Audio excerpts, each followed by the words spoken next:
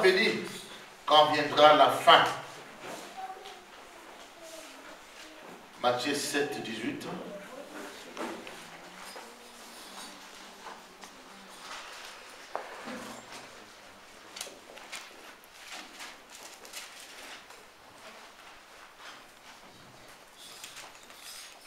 Un bon arbre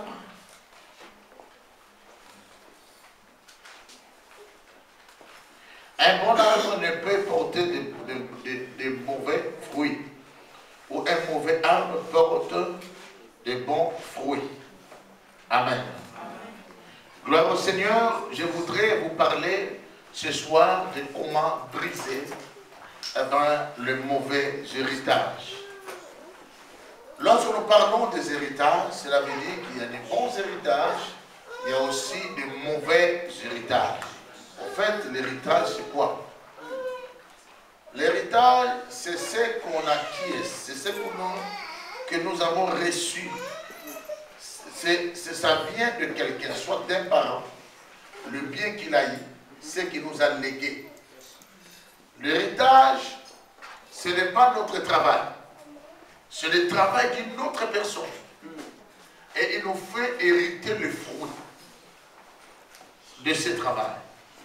Ou le résultat de ce travail.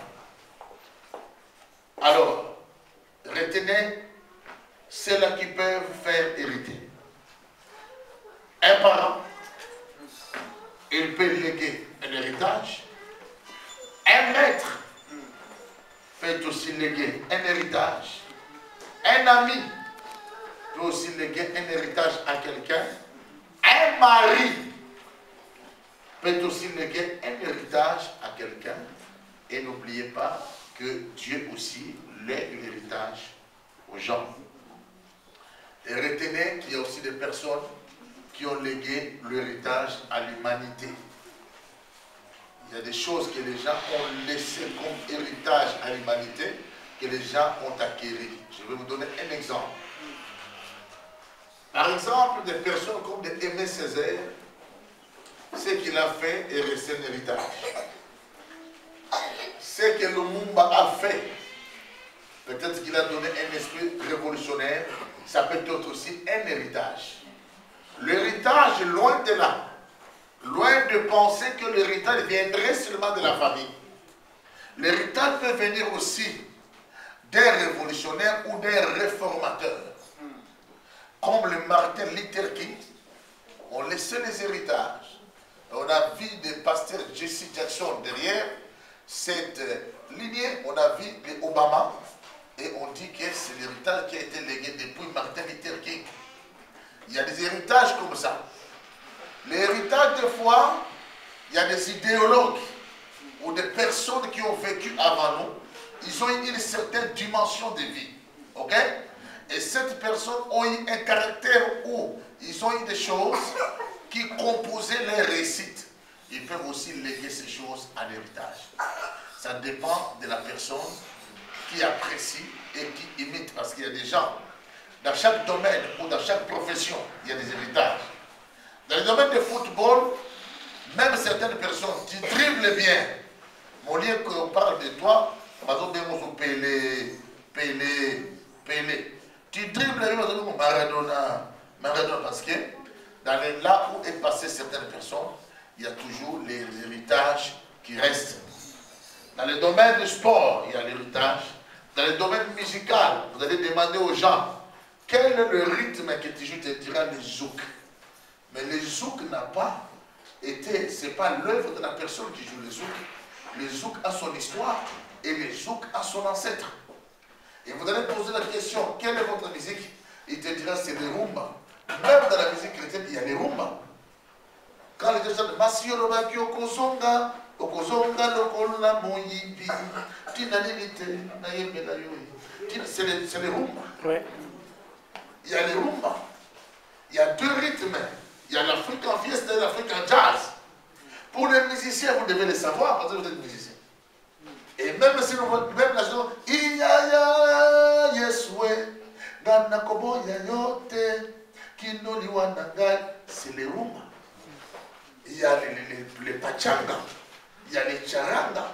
Même si on dit que que c'est la musique moderne, mais le rythme est là.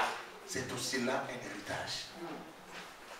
Et dans chaque domaine de la vie, il y a là l'héritage. Et Dieu dans les ciels a établi le patriarche sur la terre.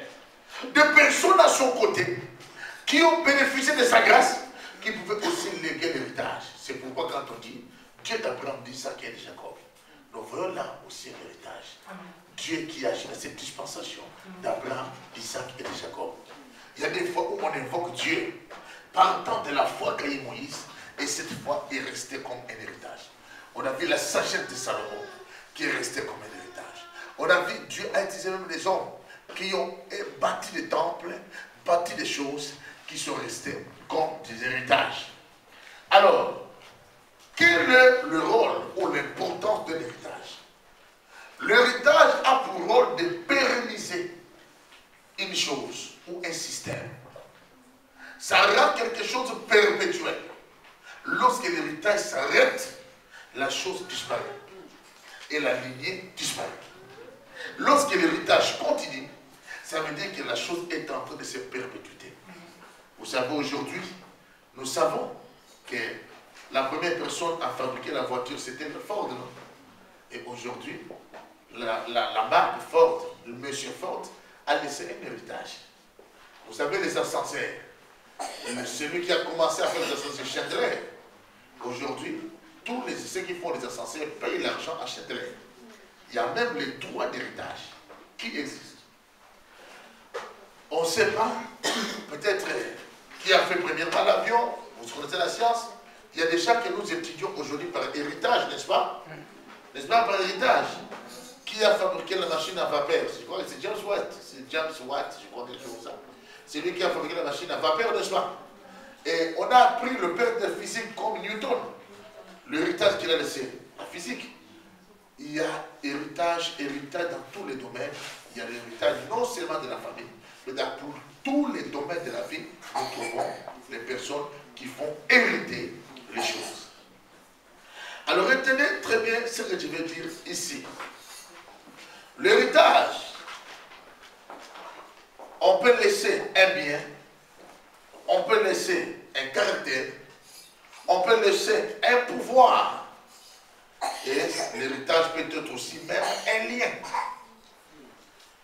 Dans ce qui concerne l'héritage, retenez que si, comme les gens qui ont fait aussi l'occultisme, celui qui a découvert l'alchimie, ou celui qui a fait l'astrologie, ceux qui ont fait le kabbalisme, ont aussi fait hériter le kabbalisme, ont aussi fait hériter l'alchimie, ont fait hériter au fait l'occultisme. Et dans les domaines de l'héritage, chaque héritage prend des caractères. Il y a des héritages à caractère de famille. Par exemple, j'hérite de mes parents quelque chose. Là, je voudrais d'abord vous parler ici, il est carrément question à faire allusion au lien.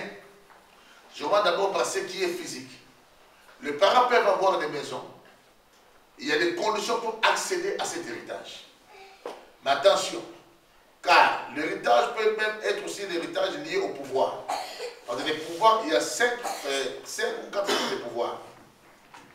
Il y a des pouvoirs qu'on pourra prendre par élection, soit des pouvoirs mandataires, des pouvoirs qu'on pourra prendre par rébellion, soit des pouvoirs tyranniques. Il y a des pouvoirs qu'on pourra prendre par héritage. Ce sont des pouvoirs à caractère dynastique.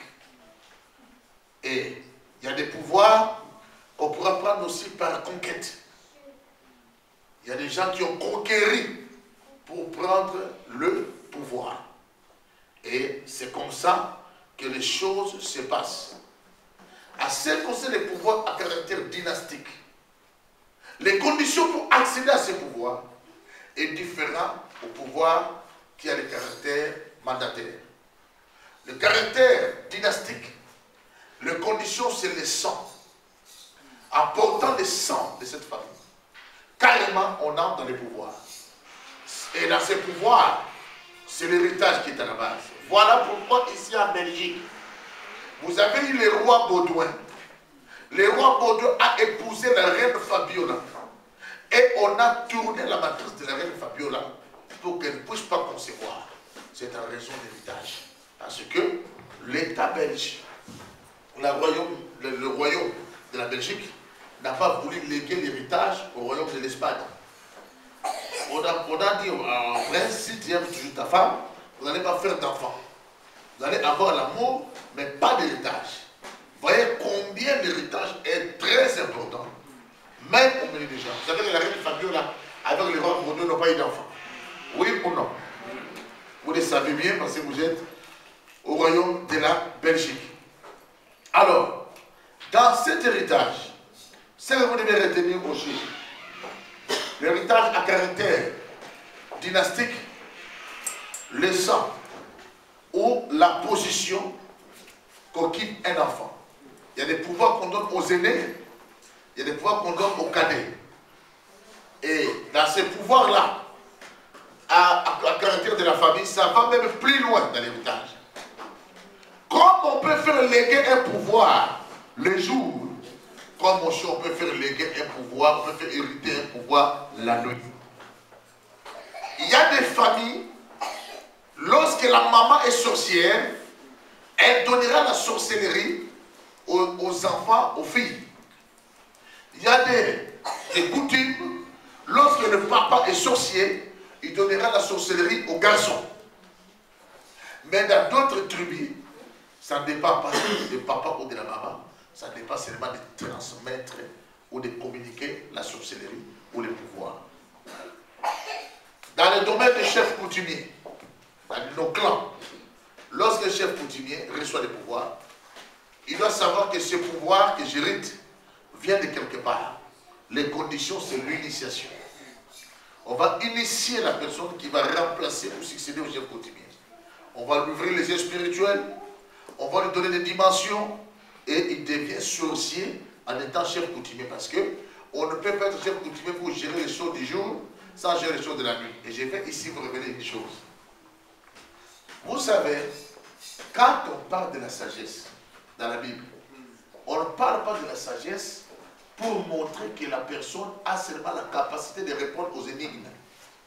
Mais lorsqu'on parle de la sagesse, on fait aussi allusion à l'intelligence spirituelle. Quand on dit que Salomon était sage, frères et sœurs, Salomon Gindoki, plus que la sorcellerie, Salomon du Bois. Imaginez-vous un homme comme Salomon, à l'époque où Salomon a été roi. Il n'y a aucun roi qui a fait le tapage comme Salomon, au point de vue de dépenses. Toutes les conditions étaient réunies pour que Salomon soit un mauvais père de famille. 1000 femmes, papa. 1000 belles familles. Combien de belles sœurs? Combien de beaux frères? Ça veut dire que Salomon pouvait voir une femme aujourd'hui pour le revoir après 3 ans. Parce que l'année a 365 jours. Dans le système lunaire des Juifs, l'année avait 360 jours. Parce que nous, c'est le système solaire.